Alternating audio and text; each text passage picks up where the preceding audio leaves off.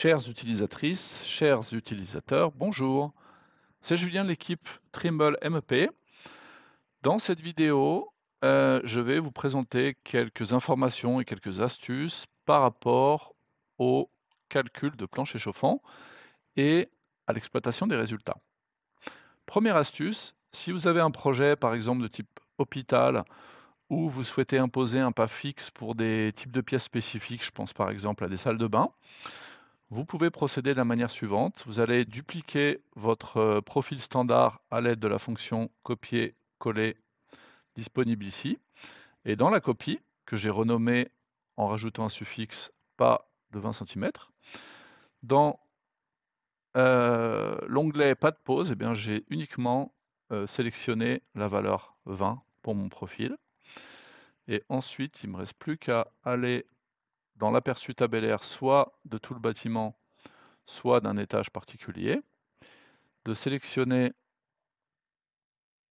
toutes mes pièces qui correspondent au même type. Donc par exemple ici, je vais pouvoir classer mon tableau en cliquant sur la colonne description de pièces. Ensuite, je sélectionne toutes mes pièces et en une opération, je vais pouvoir leur appliquer mon profil où j'ai restreint les pas disponibles. Et donc comme ça, je vais uniquement dimensionner dans mon exemple avec un pas de 20.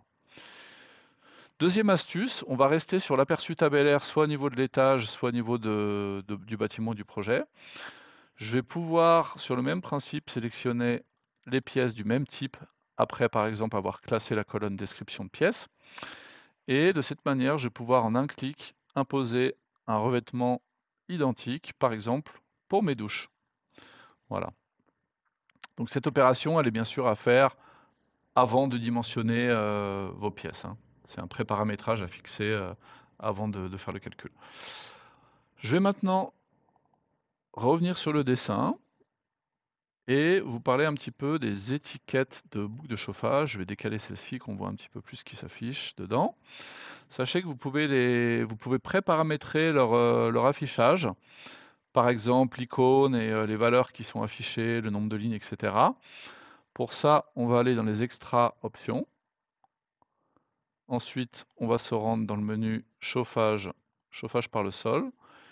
Et dans la partie droite, je vais pouvoir ici donc définir, structurer mes étiquettes de surface de boucle de chauffage par le sol. Voilà.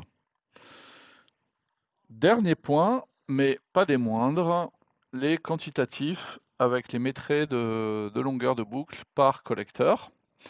Alors, dans mon exemple, j'ai commencé par donner un nom à chacun de mes collecteurs. En fait, j'ai fait un travail de repérage, donc j'ai d'abord fixé des noms à mes collecteurs, et ensuite, pour chaque surface de boucle de chauffage, j'ai renseigné un numéro de repère avec donc l'étage en préfixe, le collecteur et ensuite le numéro de la boucle.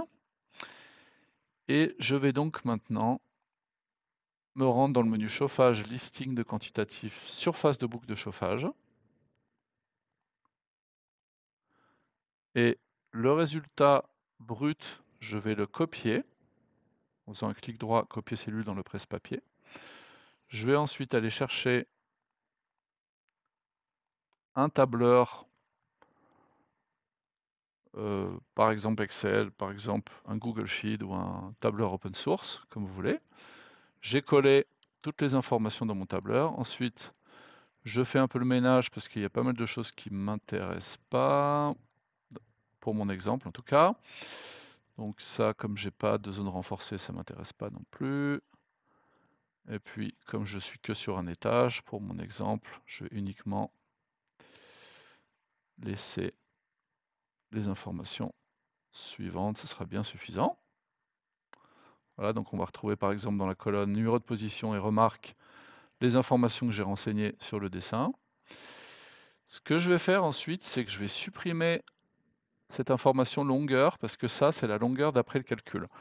Dans Nova, par défaut, vous ne récupérez la longueur totale, donc sortant du collecteur et de retour dans le collecteur, que via les calculs. Or, moi, ce que je voudrais, ce qui m'intéresserait, c'est cette information-là, la longueur dessinée, et ajouter la longueur de raccordement. Donc, je vais tout simplement faire ici ça plus ça.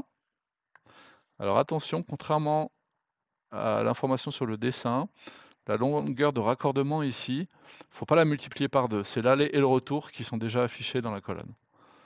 Donc après, je procède comme ceci. Et donc maintenant, c'est terminé. Je peux recopier mon tableau. Là, j'ai fait CTRL-C après avoir sélectionné mes cellules. Et ensuite, j'appelle la fonction édition, créer un tableau depuis le presse-papier, par exemple, si je veux avoir une nomenclature, avec mes boucles et mes longueurs. Voilà donc pour ce petit tour d'horizon de quelques astuces par rapport au calcul. À très bientôt. J'ai oublié encore une petite précision. Si on veut obtenir les métraits de boucles par collecteur, on peut faire comme ça. Donc je vais d'abord copier mes textes ici pour mes totaux. Pour rappel, ces informations-là, je les ai saisies manuellement depuis le dessin dans le champ remarque de chacune des boucles de pardon, dans chacune des surfaces de boucle de chauffage. Donc ensuite, je vais faire égal somme si, ça va être la fonction que je vais utiliser. Alors moi, mon application, elle est en anglais, c'est SUMIF, mais sinon, si vous avez par exemple Excel en français, ce sera somme si. Ouvrez la parenthèse. Ensuite, on va les choisir sur cette plage de valeurs, point virgule. Si dans cette plage de valeurs, je tombe sur cette valeur, point virgule, alors on applique une somme ici. Fermez la parenthèse, égal.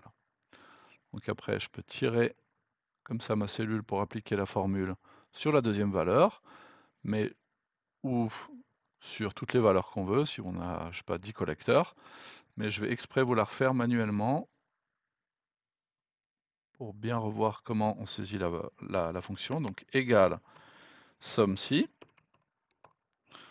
parenthèse, si j'ai cette valeur dans cette plage de valeurs, pardon, si j'ai dans cette plage de valeurs, point virgule, cette valeur, point virgule, alors faire une somme par rapport à la colonne C. Fermez la parenthèse. Voilà, à bientôt.